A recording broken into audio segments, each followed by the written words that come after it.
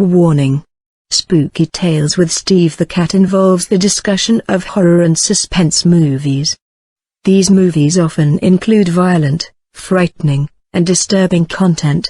Also, we sometimes discuss ladies and their lovely physical attributes, and we sometimes discuss topics considered naughty to talk about in polite company. This program is intended for audiences over the age of 18. Viewer discretion is advised.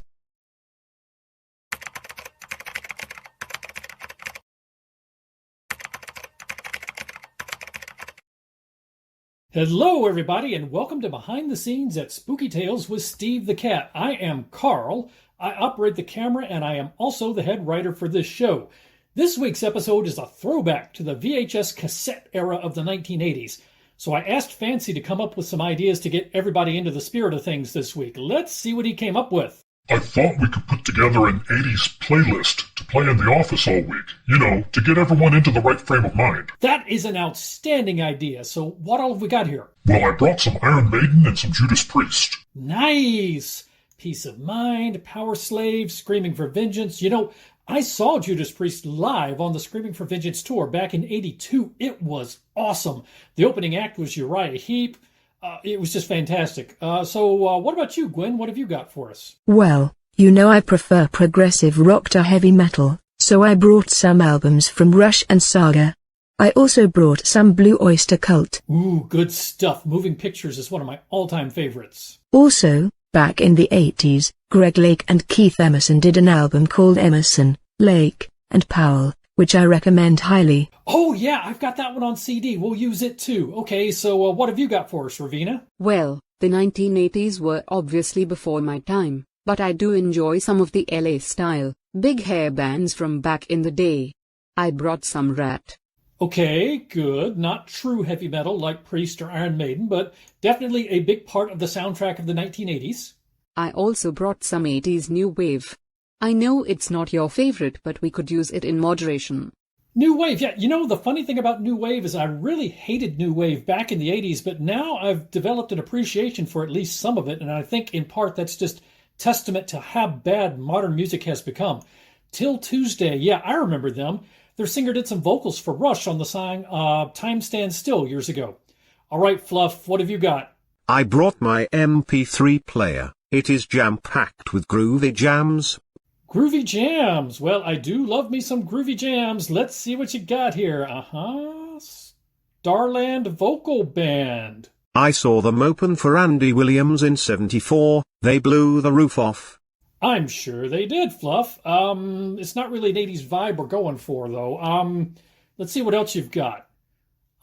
Captain and Tennille. I saw them in Branson in '75. They rocked the house. Yes, I bet they did rock the house. Still not really an 80s feel. Let's see. Andy Williams? No. Lawrence Welk? No. Hang on. Edgar, am I seriously seeing Slim Whitman on your MP3 player? Slim Whitman and I destroyed a suite together at Caesar's Palace many years ago. The man knew how to party. Edgar, you know what this all means, right? Are you going to hang me upside down and mock me while Steve bats at me, like Steve did last month? Oh yeah. I suppose I deserve that. Okay, Carl, you fetch the paracord. I'll shut off the security cameras. I love team building exercises. They're just so much fun.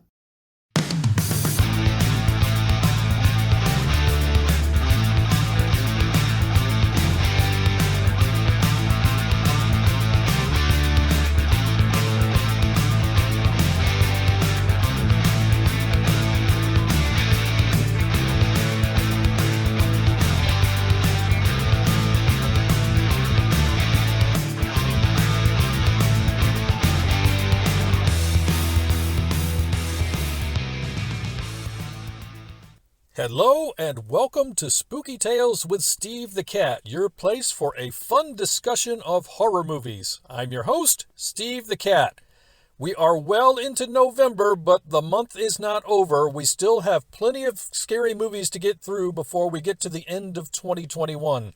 Tonight, we're doing a couple of classic films going all the way back to the VHS cassette era of the 1980s. Now, these are two very different films.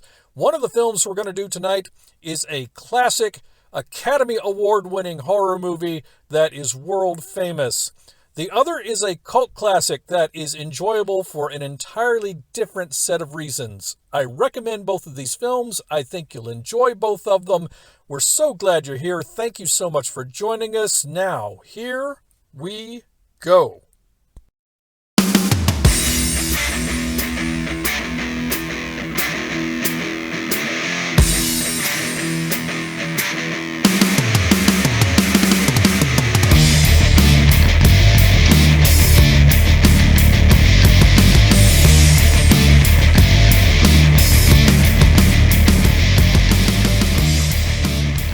Everyone grab your pencils and notebooks. It's time for Steve's vocabulary lesson.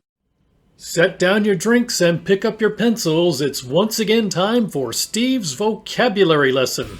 This, of course, is the part of the show where we discuss new and innovative uses of the English language in an effort to stay ahead of social media bots and algorithms that would otherwise try to ban our discussion. This also, as we tell you from time to time, happens to be Mother de la Morte's favorite part of the show, and that is no pressure on me at all. 4 words this week, so let's get into it. Word number 1, Rembrandting. Rembrandting is a noun that refers to the action of raising a character off of the floor and impaling him on a hook or similar projection, leaving him hanging on the wall like a piece of art. Now note, this is similar to stud detecting and Christmas treeing, but it is not exactly the same thing. Christmas treeing more or less involves hanging somebody from a tree.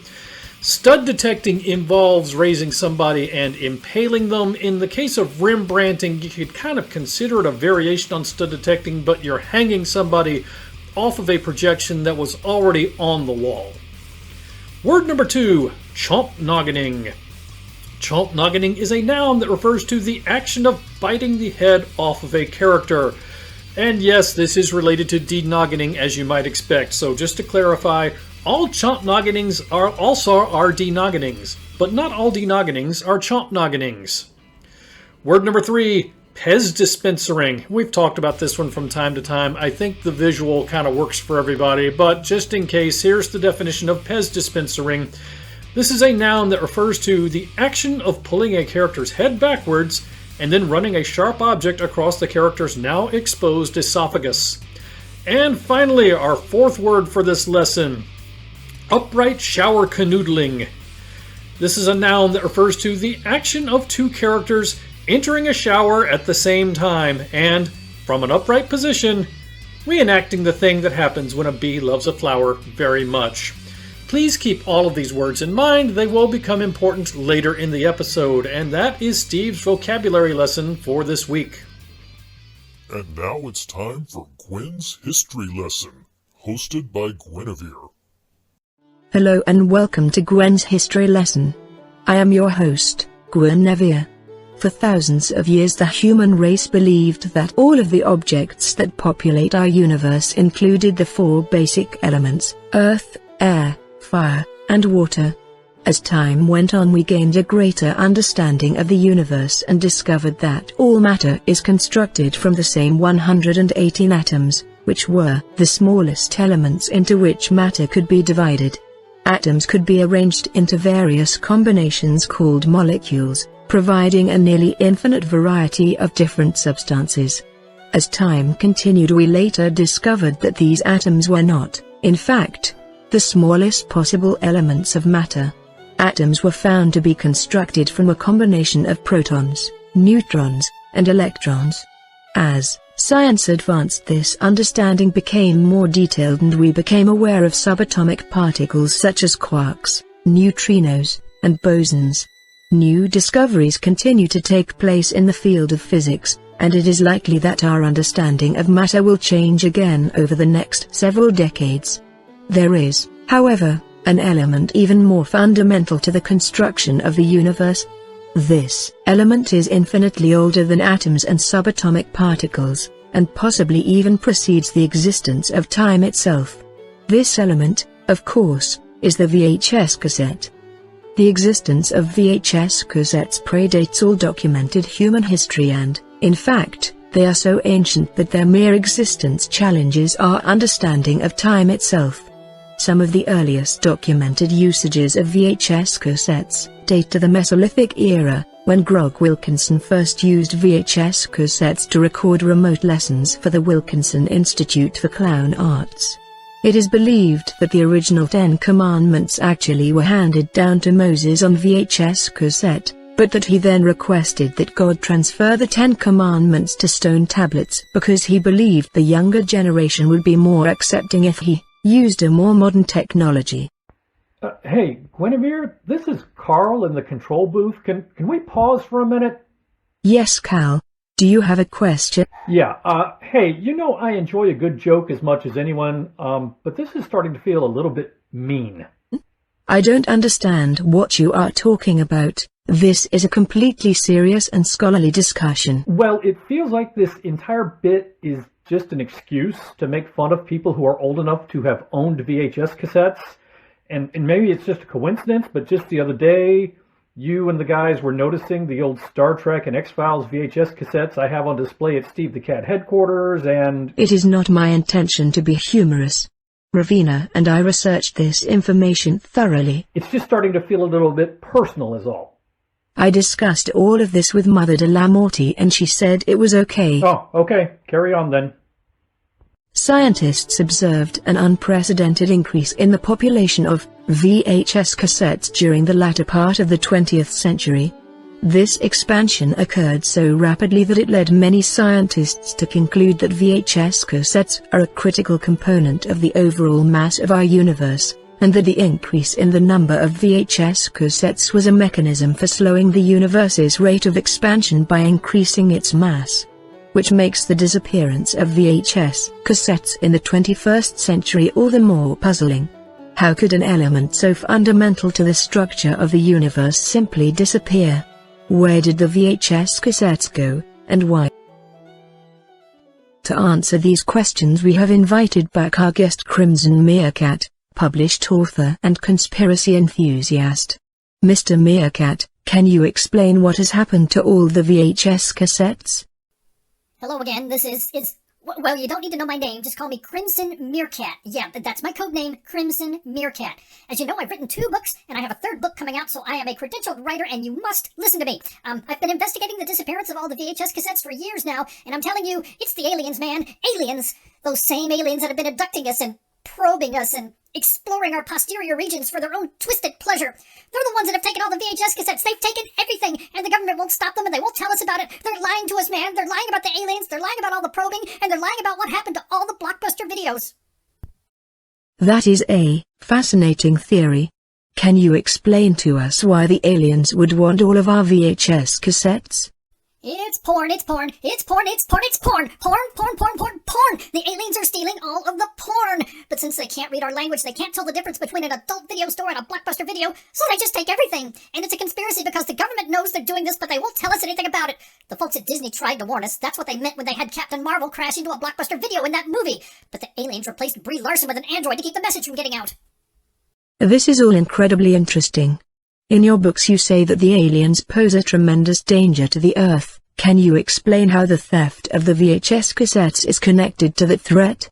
Because it gives them ideas, man. It gives the aliens sick, twisted, depraved ideas to things to do to us. Tentacle porn is a real thing, Gwenivere, and the aliens are watching it and getting ideas. But the biggest danger comes from accumulating so many VHS cassettes in such a small space. They're not just stealing video cassettes from us, you see. They're stealing them from all the other planets as well. And they've taken so many that their collection is literally warping the fabric of space. You think black holes are formed by collapsed stars? They're not collapsed stars. They're E.T.'s hentai collection. That's why no light can escape. They don't want us to see who's going in and out. And we're all in danger. They're getting new ideas, weird ideas, depraved ideas. And we're all at risk. And the government won't do anything to stop them. We need to demand action. Write your congressman. Write the president. Build yourself a bomb shelter and... Oh no, I've kept this channel open too long. They know where I am. Once again we see the dangers of watching the History Channel while under the influence of methamphetamine. Please be on the lookout for Crimson Meerkat's new book, called Aliens, Probes, and the Menace to Your Back Porch. It will be available in bookstores next week and presumably will be available in the bookstore's remainders bin the week after that. This has been Gwen's history lesson. Thank you for joining. And now it's time for our featured film reviews. Alright, let's get into our celebration of the VHS era of horror movies with our first featured film review. First off, we're going to talk about tonight the film Rocktober Blood. And there you see the poster right there, Billy's back from the dead with a message from hell. This is an 80s heavy metal slasher film. You can argue that it's a hard rock slasher film as opposed to heavy metal. It's at best, you could say it's LA-themed heavy metal.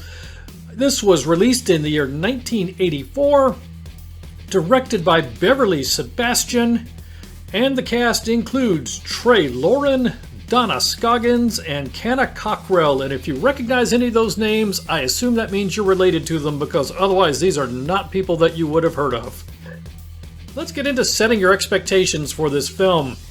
What you should expect is a low-budget, hard rock themed slasher movie from the 80s that has become a cult classic. And the reason you should watch this is that this film is like a time capsule of 1980s rock and roll culture, and it's fun if you set your expectations correctly. Now, right up front, I'm going to give you an admission here. When I watched this movie to put my notes together for this broadcast, it is the first time I have watched this film since I won't say since the first time I saw it, but since I watched it back in the 80s or possibly early 90s. The first time I saw this film was sometime between 1984 and 1992, and I can say that until I watched this film a couple of days ago, I had not watched it since. This is not a film that I think you can find on streaming necessarily. You might be able to find it on YouTube. I didn't really look. But it's not a film you're going to find on Netflix or Tubi or anything like that. I actually bought a copy on DVD from Walmart. It was very inexpensive, and just bought the film. And it was just like a huge dose of 80s rock and roll nostalgia. If you like cheesy 80s splatter films like Slumber Party Massacre, you will probably like Rocktober Blood. Now let's talk about setting your expectations for this film. Here's the scale we talk about. On the very far left of the scale, the expectation is that you're going to see a very campy movie like Sharknado or Jason X. On the right side of the scale, the expectation is you're going to see a very serious movie like The Silence of the Lambs. Understand, this is not a scale judging the quality of the film. This is a scale on where your expectations need to be going into the film in order to enjoy it. Rocktober Blood, you want to set yourself as far to the left side of the scale as you can. Do not expect art. Do not expect a serious movie. Expect a very campy splatterfest, and you will enjoy this one. So let's get into a film summary. This is an extremely low-budget splatter film from the 1980s with an LA hard rock theme. And like I said, you can go back and forth on whether you want to call this a heavy metal theme or not. I will let you guys debate that in the comments. As the film opens, heavy metal singer Billy I. Harper is in the studio working on some new tracks with his engineer and girlfriend, who also is a backup singer. Now, I'm okay with describing this guy as a heavy metal singer because there's definitely a heavy metal twinge to his voice. There's definitely some of those Rob Halford-esque high notes that he's hitting. After the session breaks up, Billy heads out and most of the others leave the studio for the night. Billy inexplicably returns, murders the engineer and the engineer's assistant, and terrorizes his girlfriend before being captured by security. We then jump forward in time 2 years later. Billy was convicted of numerous counts of murder and executed based upon his girlfriend's testimony. And understand, he was convicted of more than just the two people you see him murder in the studio. I think they said it was like 25 counts of murder. It's not really made clear if he went on a spree and killed 25 people that night, or if he had been killing them for a while and they just found them all. But what you do understand is that he killed a lot of people. His girlfriend's the one that identified him and fingered him, and he was executed. Billy's band has reformed, and it's starting a tour with his girlfriend, now the lead singer. Billy's girlfriend then starts seeing the deceased Billy again, and he stalks and terrorizes her, or is it just her imagination? And of course, that is the conflict of the film. Am I losing my mind, or is Billy really back from the dead to get me? Let's talk about a villain profile. Our villain is Billy I. Harper. And there he is, hitting one of those high notes. He belongs to the blade-wielding heavy metal vocalist class. And again, I'm okay calling him a heavy metal vocalist, even if you don't necessarily call the band heavy metal. His special powers include Rob Halford-esque ability to hit the high notes, and the ability to return from the dead. His signature weapon is a bladed microphone stand. It's kind of like a polearm, like a halberd or something like that. It's got a spear tip on it, and it's got an axe blade on one side. It is a weapon. And his signature technique involves murdering people live on stage with his bladed microphone stand, while the crowd cheers because they don't realize that everything that's happening on stage is real. Let's get to some things Steve liked about this film. Number one, this film is like an undiluted time capsule of 1980s hard rock and roll culture. If you go into the film expecting campy slasher action, then you will probably have a good time. The film uses a real band. The band was an LA-based band called Sorcery, and the final act of the film is essentially a low-budget concert film with a bit of slasher action worked in. Now, the music is not studio live. It's not an actual live recording. They've overdubbed the soundtrack, you can tell. But the band really did perform the soundtrack, so it's much like an old concert music video you would have seen from years ago. People pantomiming to their own material during what is supposed to look like a live performance. The look and sound of the film are totally authentic because it's all genuine. This is not a modern film trying to recreate the look and feel of the 1980s. Even mediocre hard rock bands from 1984 are far superior to most of the music you will hear today. And you could say that's my opinion, but I think a lot of people share that opinion. If you're old enough to remember the 80s, this film will bring back happy memories with an authenticity that you will not get from things like Stranger Things. I love Stranger Things, but Stranger Things is not authentic. It's something made in the 2020s that is supposed to look like the 1980s. Rocktober Blood was made in 1984, and it feels like something that just fell right out of 1984, straight into your lap, completely undiluted. So it has an authenticity that you don't get from something like Stranger Things or Fear Street Trilogy or anything like that, as much as I enjoyed those films. Things that could have been better, well, this movie is incredibly low budget. The acting is largely terrible. And the practical special effects, frankly, I would say they're unimpressive, although they are not the worst the era had to offer. I would say relative to the terrible acting and the not great production values you've got in this film, the practical special effects, if anything, they overachieve. Now, they're not great, but I have seen so much that was worse from that era that I would say that they're mediocre to competent. The film has a pacing problem in the middle. There is too much time spent with too little going on. And at times, the film tries to build suspense with things like mysterious phone calls. But they end up being more annoying than frightening, and this is part of the reason that the movie kind of drags in the middle. They're trying to set up suspense. They're trying to set up the lead actress being haunted by, is Billy haunting me? Is he back from the grave? Or am I just imagining all of this? But their attempts to build suspense just aren't real effective. If you go into the film expecting campy slasher action, you probably will have a good time, but if you go in expecting anything resembling art, you will be disappointed. If you do not have a soft spot for 80s rock nostalgia, this film may not have a lot of charm for you. So let's get to Steve's scorecard for Rocktober Blood. Kills, 9.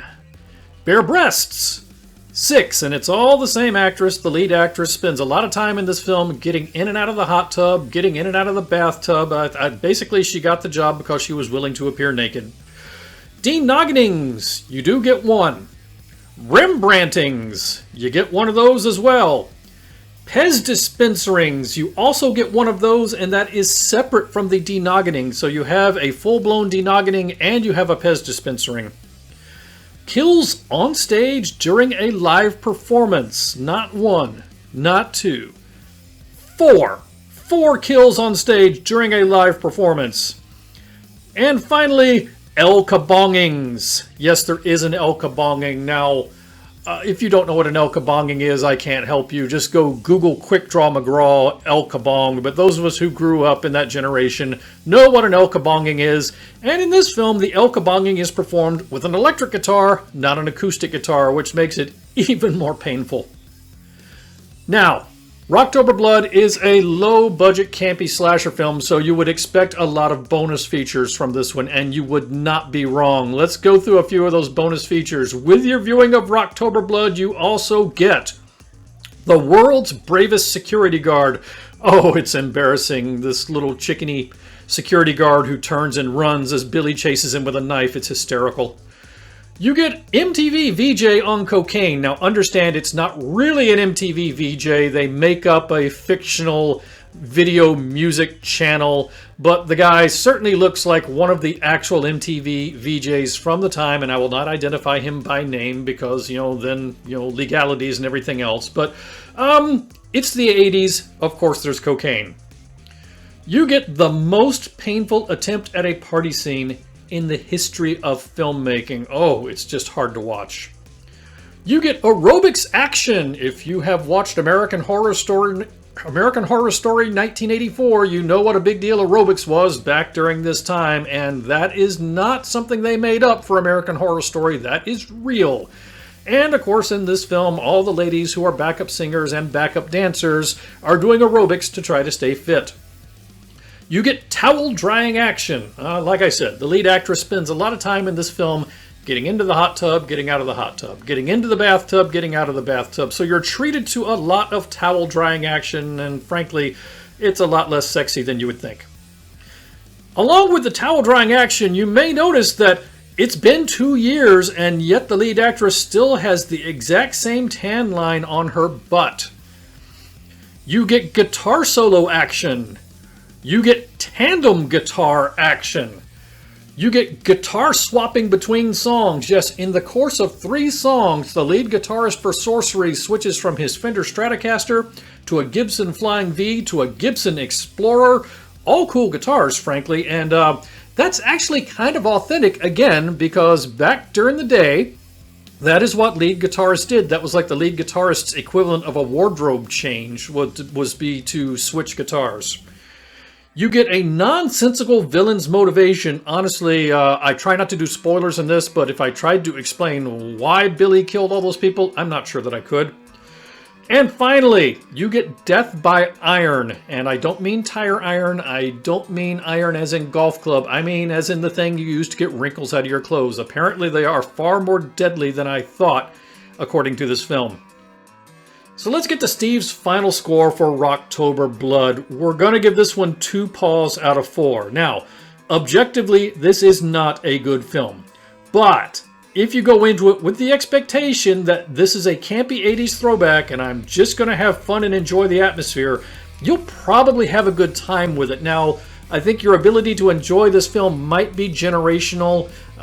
If you did not actually live in the 80s, you're probably not necessarily going to have the same warm, fuzzy feeling about this that a lot of people will. Then again, maybe you'll enjoy that. Maybe you'll enjoy kind of that window into history that you didn't actually live. But this is not an art movie.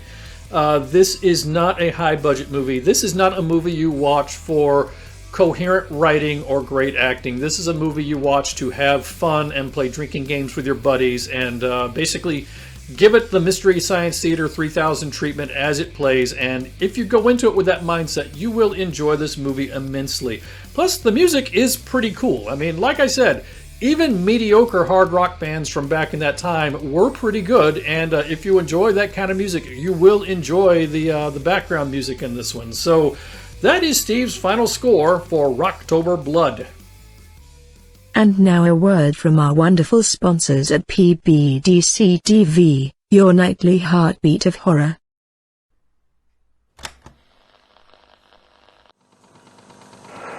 This is Mikey from Out of the Ordinary, and you're watching PBDC TV.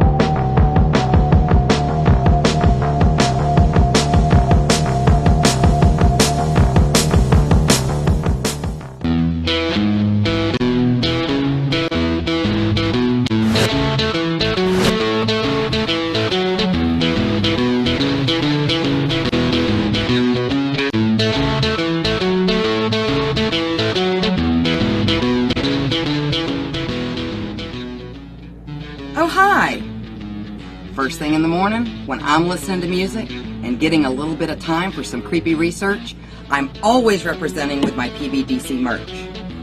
What a better way to have a cup of coffee in the morning.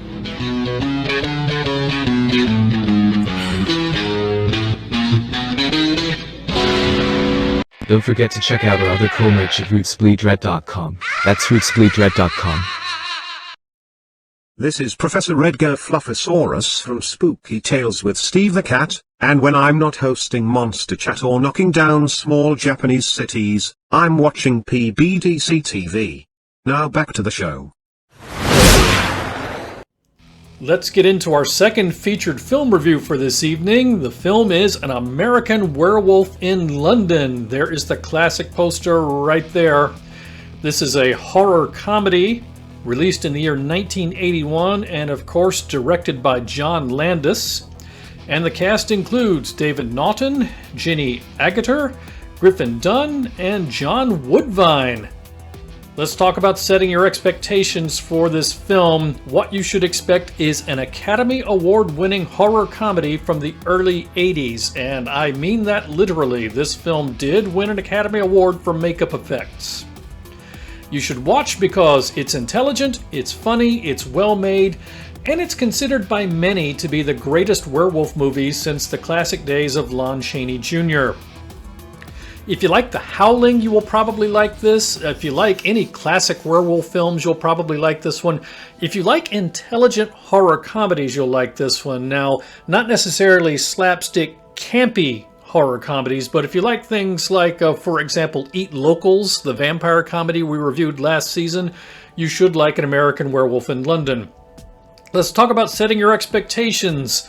So here's the scale we like to use for calibrating your expectations. On the far left, you're going in to watch a very campy film such as Sharknado or Jason X. On the far right, you're going in to watch a very serious film such as The Silence of the Lambs. Understand, the scale is not a judgment of the quality of the film.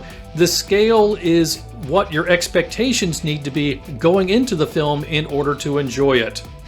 An American Werewolf in London, more or less straight down the middle, a little bit to the left of it because it is a comedy, but it's different from a lot of horror comedies in that this film is funny when it wants to be funny and scary when it wants to be scary. It's not like non-stop comedy all the time like some dark horror comedies. So let's get into a film summary of this film. This is a classic horror comedy from John Landis, who previously was famous for comedies such as Animal House and The Blues Brothers. In this movie, American college students David and Jack are hiking through northern England as part of a backpacking trip across Europe. They enter a small town's tavern at night, but soon are run off by the town's superstitious locals who are not that friendly to outsiders.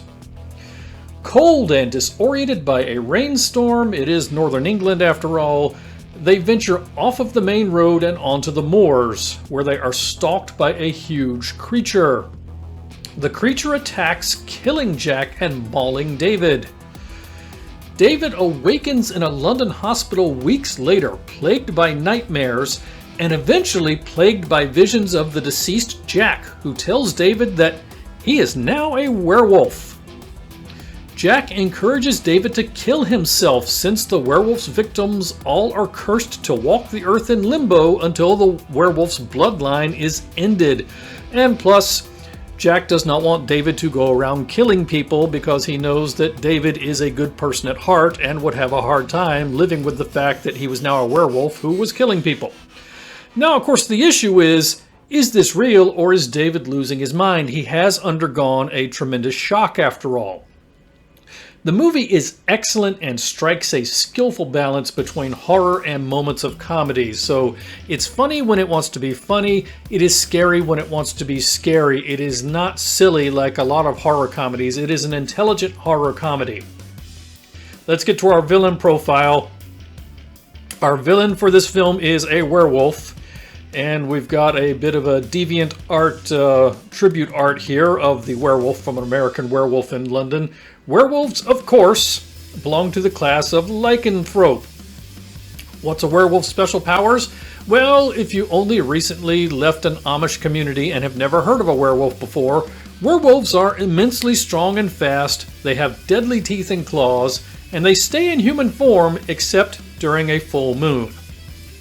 Their signature weapon are their teeth and claws, and their signature technique involves mauling their victims. So let's get into things Steve liked about this film. It is a big budget film with good production values. John Landis was a A-list director at the time, and so this was a big budget release. This was not a small independent horror movie by any means. It is well acted with a likable cast of characters. At the time, this film was the benchmark for practical special effects technology. It won an Academy Award for makeup effects. Even though the film features impressive special effects, it is more focused upon characters and suspense than gore and special effects. So even though they went all out on the special effects in this film, the special effects were not what the film was about necessarily. They wanted it to be focused on the characters and suspense, and of course moments of comedy.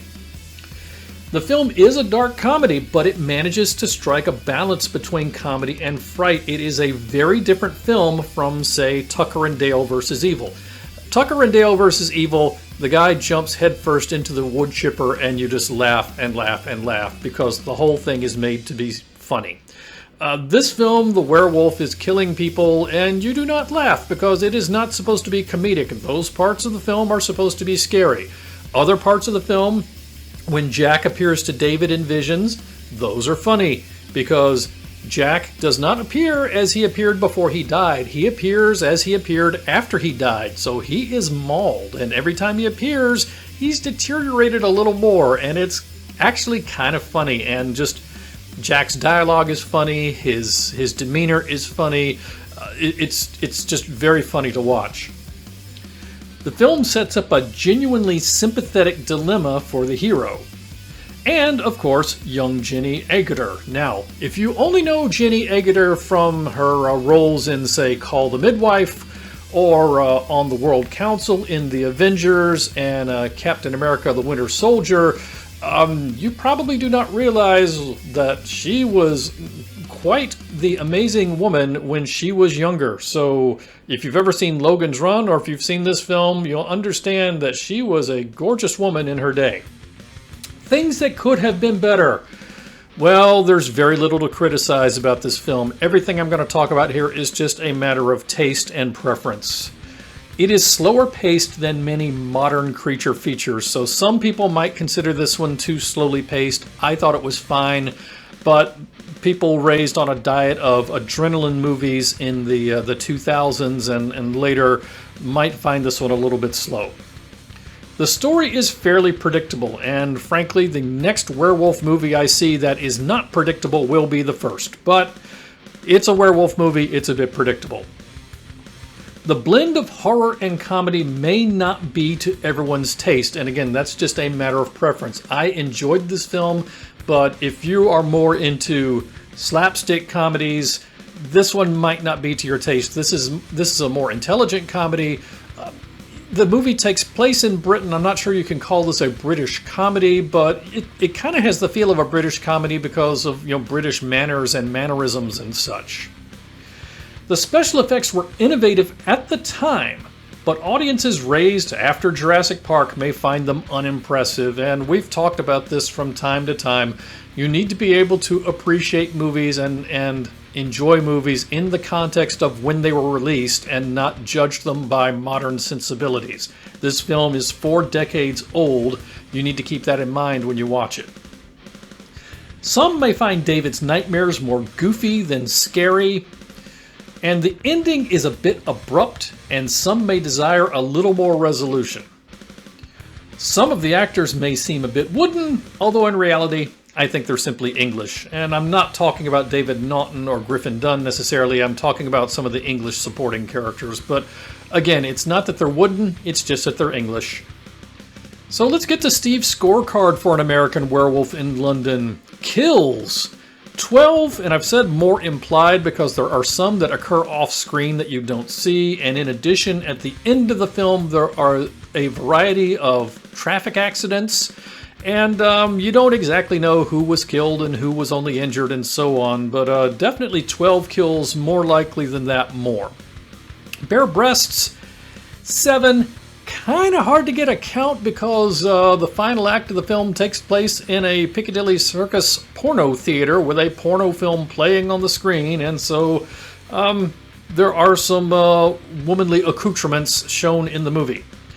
Denogginings, there is 1. Possumings, there are at least 2 in the chaos that happens towards the end of the film. Chomp-nogginings, there is 1, and that is included in the denogginings count, so there's 1 denoggining in this film, and it is a chomp-noggining. Somebody gets his head bitten off. Pez dispenserings, separate from the denogginings and chomp-nogginings, there is 1 Pez dispensering in this film. Upright shower canoodlings, oh yes, there is an upright shower canoodling involving the young naked Jenny Agutter in this film. And finally, songs that reference the word moon. All of them. Yes, all of them. Every song in the history of the English language that uses the word moon in the lyrics is used in this film. So let's get to some of the bonus features that you get with your viewing of An American Werewolf in London. When you watch this film, in addition to the things from the scorecard, you also get, if the locals tell you to stick to the road, stick to the bloody road. Sir Robin bravely ran away, but not nearly as bravely as David ran away while Jack was being mauled. Yes, David did not win any prizes for bravery, sprinting away at top speed while his friend was being eaten by a werewolf. You get deer brunching in this film. You get naked jogging twice. You get a lengthy, sexy adventure rumpus starring the young naked Jenny Agutter. You get Piccadilly Circus Demolition Derby.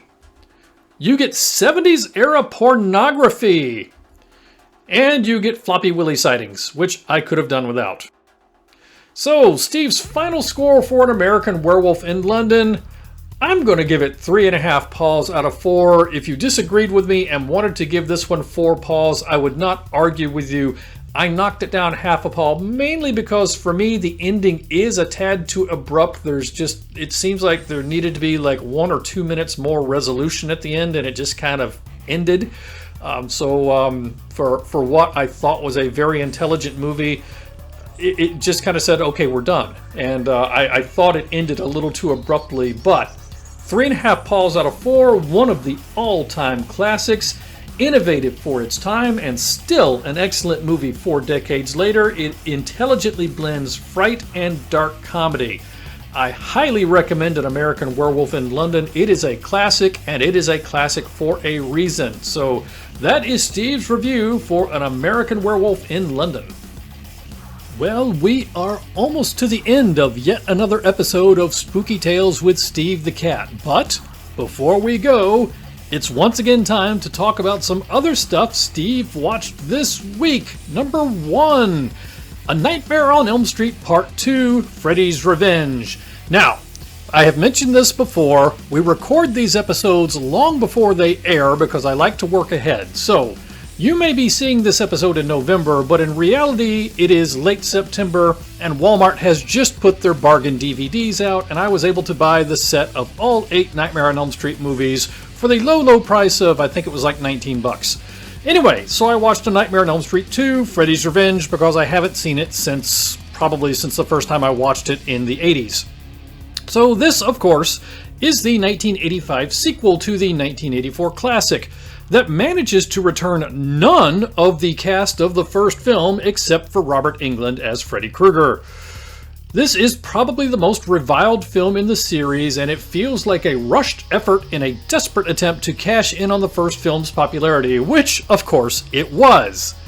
Now, having said all of that, I sat through this film and said, wow, that was better than I remembered. Now, it is still not very good. It is still a bad movie. It is still the weakest of the series, but not as terrible as I remembered, so make of that what you will. Second of all, The Haunting on Fraternity Row. I watched this free with ads on Tubi at the time we're recording this. Now, this movie used to be available on Netflix once upon a time. The first time I ever watched this was on Netflix years ago. I don't think it's available on Netflix anymore, but it is available free with ads on Tubi, at least at the time I'm recording this it is. In this film, the annoying frat bros of Sigma Tau are putting together their annual winter luau bash, because that seems to be the perpetual state of the frat boy in horror movies. They're always putting together the next party. While preparing for the party, they accidentally free an evil presence that had been trapped in the house, and terror ensues. This was better than I expected. It is a solidly middle-of-the-road free offering on Tubi. Now, this is not Citizen Kane. This is not a fantastic movie, but I have seen so many worse movies on Tubi. This one pretty much delivers what it promises and does not promise more than it's going to deliver. This movie is kind of like the equivalent of the hamburger you get at a bar. You know, it's not gourmet food, but you don't expect it to be gourmet food. It's most bars you order a hamburger and it's reasonable. It's pretty good. So if you're looking for something with a supernatural element that's going to end up with lots of college students being killed, this movie is for you.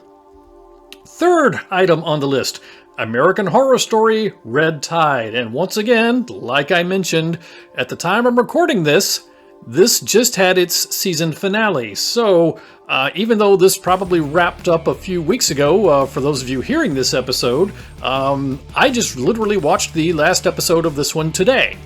So in American Horror Story Red Tide, a screenwriter, his pregnant wife, and their young daughter borrow a vacation house in Cape Cod during the off-season, so during the winter, so that he can focus on his writing while his wife redecorates the house. While he is there, he encounters a number of eccentric characters. Of course, it's American Horror Story. It's nothing if not replete with eccentric characters. And these eccentric characters eventually lead him to a near magical pill that unlocks all of his potential as an artist, but at a cost. Now, I really enjoyed this storyline. Now, American Horror Story in general is kind of hit or miss for me. I've never really watched a season of it that I hated. I've watched some that I really enjoyed. I've watched some that I'm like, okay, I'm glad I watched that, but I'm not really interested in ever going back and watching it again. It's kind of hit or miss. I really enjoyed this one, and I think the fact that it was a smaller number of episodes really helped. Usually American Horror Story is like 10 episodes long, but this time around they're doing something called double feature, so it appears that they're going to do 5 episodes of Red Tide and then 5 episodes of a different storyline.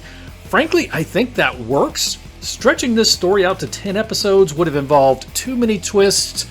It would have dragged too much. It would have dragged on too long. This really worked as a good story spread out over 5 episodes. So I recommend American Horror Story Red Tide on FX. I don't know if that's available on Hulu. I would imagine that it is. I get this through my Verizon Fios cable TV, so I'm able to watch it there. Haunting on Fraternity Row, not a great film, but I would give it a cautious recommendation if you know what you're going into and just looking for just kind of a middle-of-the-road supernatural college students getting killed kind of movie that's free on Tubi. Nightmare on Elm Street 2, you know what you're getting. You only want to watch that if you're looking for nostalgia, which is exactly what I was looking for. And that wraps up the other stuff Steve watched this week. Well, that wraps up our VHS cassette tribute episode of Spooky Tales with Steve the Cat. Thank you so much for joining us. We hope you enjoyed it. We had a lot of fun putting this episode together. Well, maybe not Edgar so much, but the rest of us did. And we hope you had a lot of fun watching. If you did enjoy the show, please remember to like, share, subscribe, and follow. You can find us on Facebook at Spooky Tales with Steve the Cat. And yes, that's Tales with an A-I-L-S. Spooky Tales with Steve the Cat appears exclusively on PBDC TV. So I want you to remember to check out all of my friends and their great programming on PBDC TV. Whether you're interested in horror, true crime, weird history, or unexplained events, we're sure to have something for you. And PBDC TV is very easy to find. We're on the World Wide Web at pbdctv.com, and we're on YouTube at PsychoBunnyDC. We've also got a large presence on Facebook. You can find the mothership at PBDC TV, or you can go directly to dedicated pages for channels like Psycho Bunny Death Cult, Psychomantium 13, and Roots Bleed Red. Each channel has a slightly different atmosphere, but they're all a part of the PBDC TV broadcast collective. We'll be back again next week to talk about some films that inspired one of the biggest hits of this past summer, Godzilla vs. Kong. It is sure to be a lot of fun, so we hope to see you again then. In the meantime, thank you once again for joining us. Everyone stay safe and have a great week. We'll see you again soon. Bye-bye, everybody.